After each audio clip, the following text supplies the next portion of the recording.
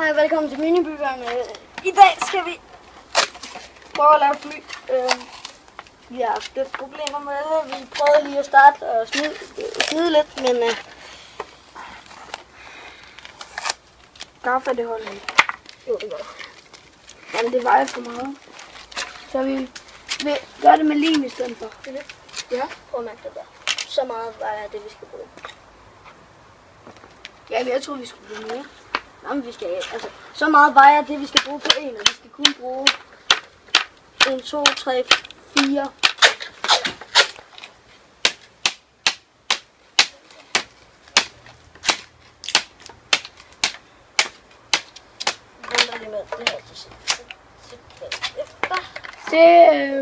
Det vores plan er, det er at lave et lille kastefly, eller lille.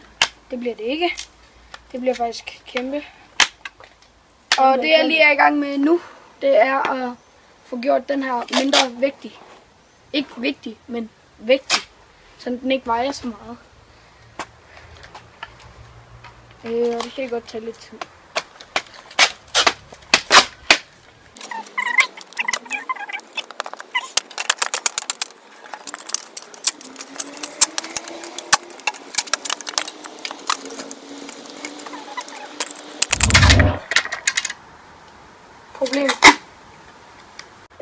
Så den er faktisk god, den her. Det var fordi Philip lavede jo et problem med den der pind der. Men så fandt vi den her, så nu så kan jeg også lige få set min far, fordi at vi regner med, at vi lige skal bruge en stiksav. Lige få skåret ned igennem der.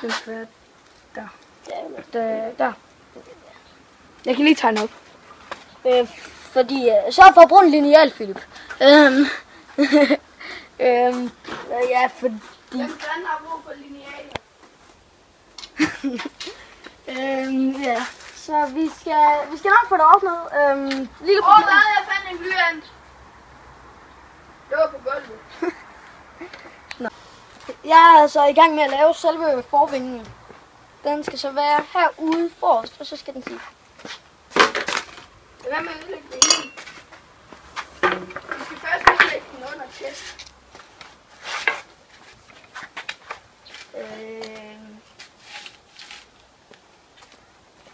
Ja, det er lineal lak. Okay, er det her omkring? Nu det er, jeg lige har fået tegnet stregen op her. Og så vil David, min kammerat, lige hente sin far og spørge om lov, om han måske skal det her ud med en stiksav, så vi kan få en ny stolpe end den der. Så det er det, vi lige gør nu.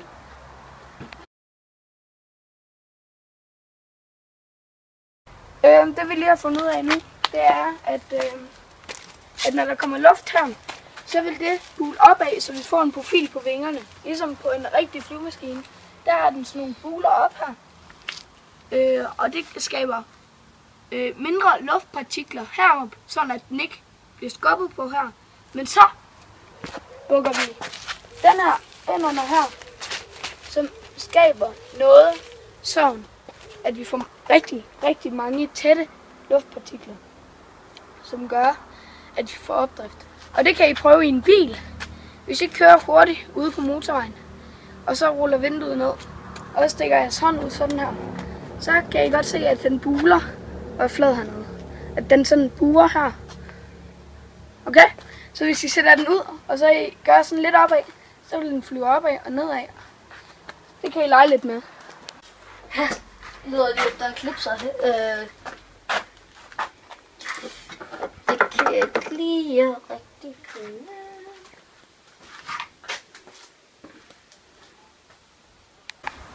Lige nu er jeg ved at skære et lille stophul. Nej, stopplade.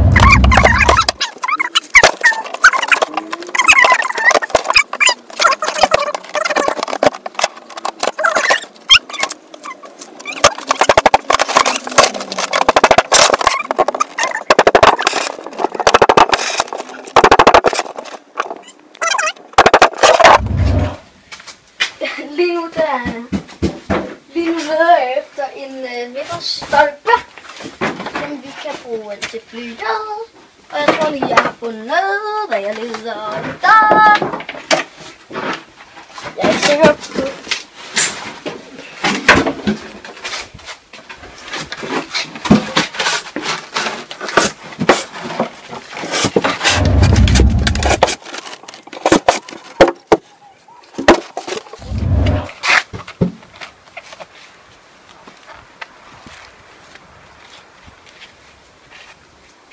Så kan vi bruge de her finder her til haleror. Nej. Jeg tænkte ellers, de havde en god form. Nej, det har de ikke. Godt, det jeg lige er i gang med nu, det er at få spændt det her rør fast.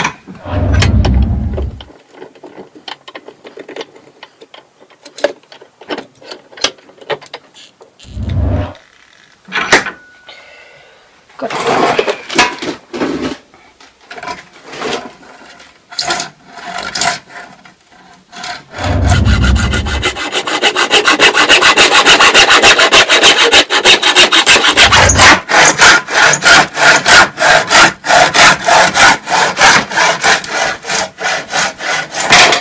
Det kommer til at save lidt skævt.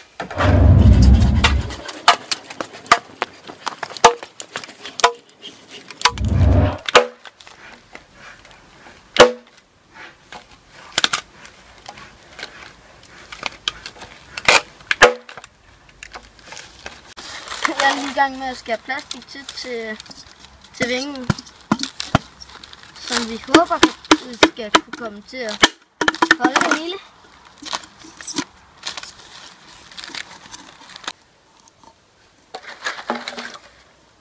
Nå, nu er jeg lige blevet færdig med bæren her, og det skal være meningen, man skal åbne den der, og så putte noget herinde. Og det håber jeg kommer til at fungere. Den er god. Jeg må lige prøve at løbe med den. Er du gal? Den bærer helt vildt. Og prøv at se. Hvis man lige kigger nu, der kommer der boble op her. Og det er godt. Og jeg løb ikke engang hvad? Lidt over 10. Ja. Lidt over 10. Måske 11 km i timen. Og den flyver allerede. Lad være med at kaste den. Lad være med at kaste den. Jo, den kan godt holde til det. Jamen David, den kan ikke flyve. Den falder. Lad os lige prøve. Se. Vi skal have en halv film på, så hvis du går i gang med det. Jeg skal lige se noget. Er den ikke lidt skæv? Nej, det gør jeg ikke helt det store. Men hvis I kigger på sådan nogle paragliders, så er de spidse her, og så burde der hænge en mand hernede under og flyve. Ja, det er så vores halefinde. Og det her, det er en paraglider, sådan som den burde se ud. Men det her, det er bare vores finde. Og jeg tror, det kommer til at virke godt. Håber jeg. Det er bare lige, hvordan den skal monteres. Det sørger jeg for. Det skal nok. Philip, jeg har en idé til det. Det skal nok. Hey David, det eneste jeg gør, lige faktisk skal lave det eneste huller der. Og så sætte det rør på. Så skal jeg ikke også til at lave det. Jo, men du skal lave det så du ikke skal stå på det hele. Det er det lidt synd. Du skal jo lave halefindene. Ja, og undskyld. Så er det bare, har vi mere plastik? Ja, der er poser her. Godt. Godt. Hvis du lige kan komme med mig her, så går vi lige ind i skyggen. Det er dig derhjemme, hvis I har sådan nogle grillpinde eller sådan nogle træspidspinde, så kan I lave sådan en her, hvis I taber den her op for enden, lægger den sammen sådan her, og så ind over her. Og så I tager noget papir, klipper det ud her, og så taber det på. Så kan I kaste den, og så flyver den. Bare lige et lille tip. Men det her, det skal altså ikke være en til at kaste, det skal være en til at sætte på flyet. Husk nu ikke at bruge for meget. Ja. Og så skal vi, eller så skal jeg. Ja, så bare den er stabilt. Sæt dem sammen. Det skal ikke knække under det hele. Eller testen. Det er godt. David, du har gjort den beskidt. Han er åndssvag. Det er mig, der er den kloge her. Det var det, jeg skulle. Ja.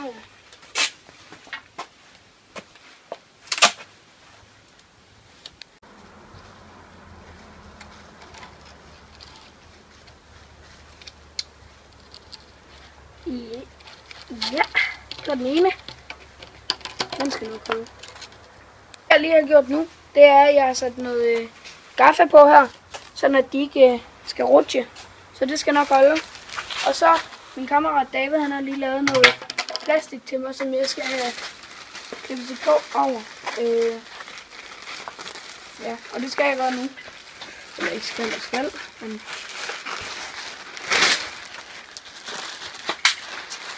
Okay, det.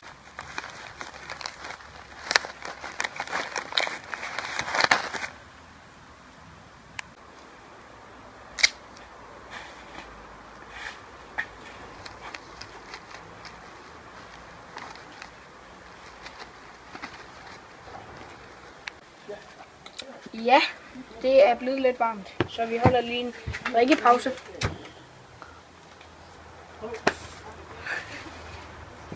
Så varmt er det.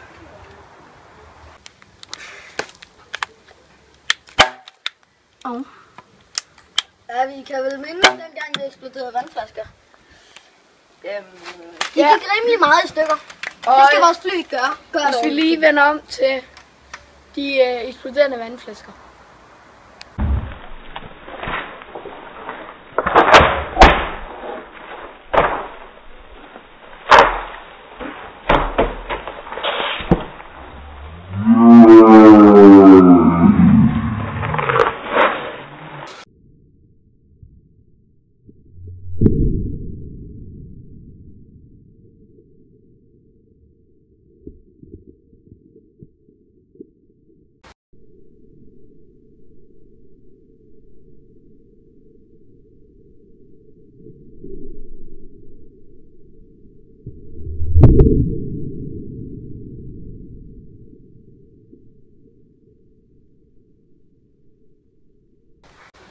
Ja, fedt ikke? Men nu skal det handle om flyet igen.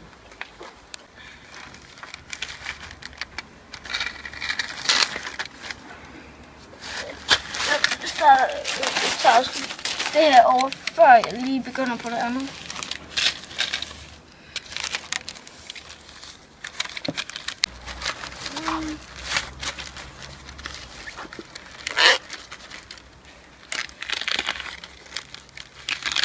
Du skal ikke mod mig, David. Det er ulovligt.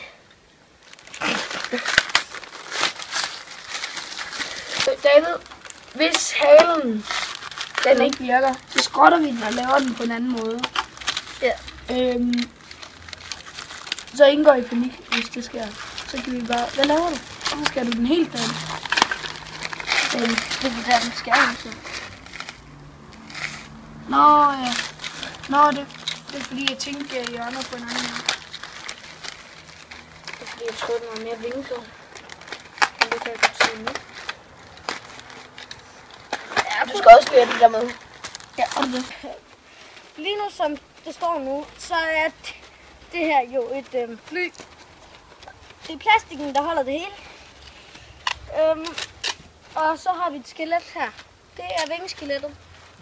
Og så har vi en pind her, der skal gå længere ud. Den skal vi lige have forlænget og sådan noget, men det er først, når den der kommer på. Ja, det her, det er vores transportmiddel. Det er meningen, at så kan vi putte et eller andet i der. Så kan vi putte den her i. Sådan der. Og så kan vi have noget der med. Og så kan vi flyve med det.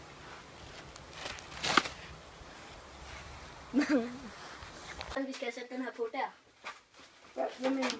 Jeg ved, hvordan vi skal. Så lige på. Så tror jeg...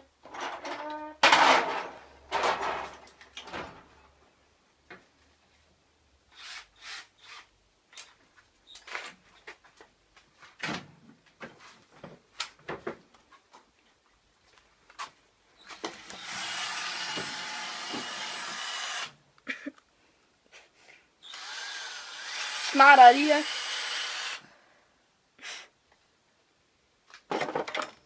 Så røg proppen ud. Ja. Vi er begyndt at finde en løsning på, hvordan vi sætter halen fast. Og nu står her den. Altså, den ligger her. Og den er lidt større end mig, ser det ud til. Ja. Hold da kæft, den er egentlig stor. Ja, vingerne, de er godt nok små i forhold til deres størrelse. Men jeg tror alligevel, de kan holde den. David, hvad skal den her? Du vil lige prøve at få løst den der op. Godt. Vi har jo sat den fast med døvler, som man kalder det. Så er en meget simpel konstruktion, der ikke rigtig kan holde til det. Så vi skal lige have sat den ordentligt fast med gaffa. Bare brug en del gaffa. Hvis I ikke ved, hvad døvler det er, så kom lige med her.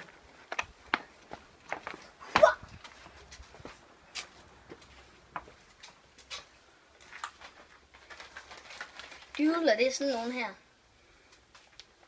Døvler. Hey. Slet ikke. Det gør den sgu ikke. Okay. Nu er vi færdige med flyet.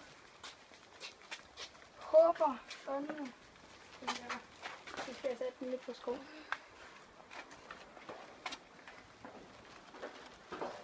Så skal vi slå sten, saks, papir? Ja. Hvem der skal starte med? 1, 2, 3. 1, 2, 3, nu! Du starter.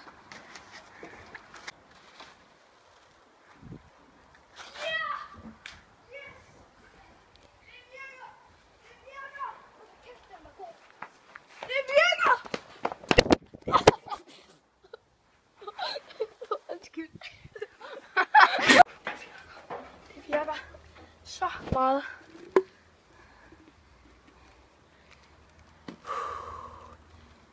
Sådan, den sidder fast. Nu har vi fået sat æbeled ind i, og nu skal det bare testes. 2, 1. Det var alt for minibyggerne i dag. Bare se på de andre. Vi laver flere. Husk at subscribe og like. Det hjælper os virkelig meget. Så. Og hvis I subscriber og liker, så det hjælper os til at lave flere videoer. Vi ses.